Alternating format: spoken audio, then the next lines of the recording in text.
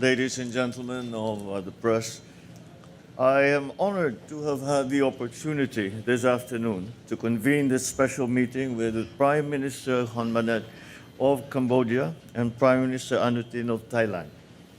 This meeting was arranged by the Philippines as a way to provide its good offices in our capacity as chair of ASEAN for 2026 to Cambodia and Thailand in order to provide a meaningful space for constructive dialogue on their bilateral border issues.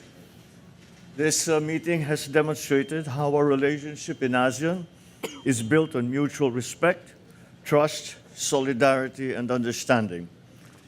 It is a relationship that requires sensitivity to each other's concerns, which I think I am able to say was amply demonstrated in the discussions this evening. And also a commitment to dialogue, once again, amply demonstrated by both parties this evening, and the willingness to manage differences constructively. The Philippines approached this dialogue with utmost respect for both countries, guided by ASEAN's fundamental principles of respect for sovereignty, non-interference, and the peaceful settlement of disputes, as enshrined in the Treaty of Amity and Cooperation in Southeast Asia. As such, I appreciate the trust extended by Prime Minister Hun Manet and Prime Minister Anutin to this process. During this meeting, I would venture to say that many subjects have been covered. Some agreements have been reached, and ways forward have been discussed. There were many candid discussions about the border situation between Cambodia and Thailand. Although they have both reaffirmed their importance of maintaining open communication, exercising restraint, avoiding actions that may escalate tensions, and continuing efforts towards peaceful dialogue and constructive engagement.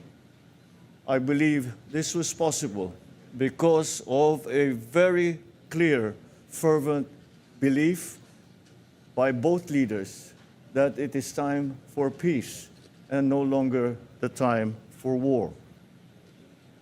The prime ministers have agreed to task their respective foreign ministers to sustain this open and candid dialogue and to discuss more directly with one another in detail constructive approaches to prevent escalation, foster the conditions for peace and stability, and to safeguard the well-being of their peoples. Complementary to existing bilateral frameworks, the meeting today also affirmed the importance of the continuing role of the ASEAN Observer Team, composed of representatives from ASEAN member states, to observe, to verify, and to report the implementation of all agreements. We welcome as well the extension of the AOT's mandate for another 3 months, which will last until July of this year.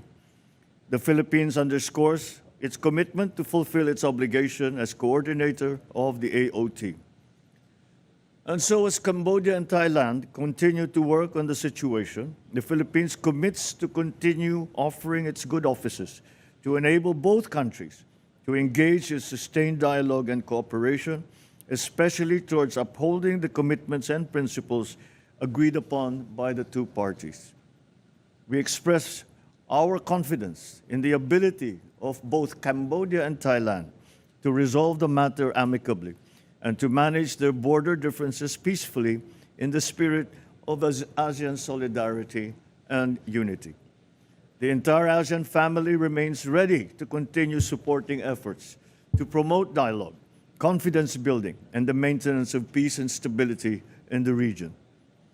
Together, the three of us have reaffirmed that peace and stability are indispensable for ASEAN's continued growth, prosperity, and the well-being of our people, and that preserving this stability requires constant effort from all ASEAN member states. Thank you. Good evening.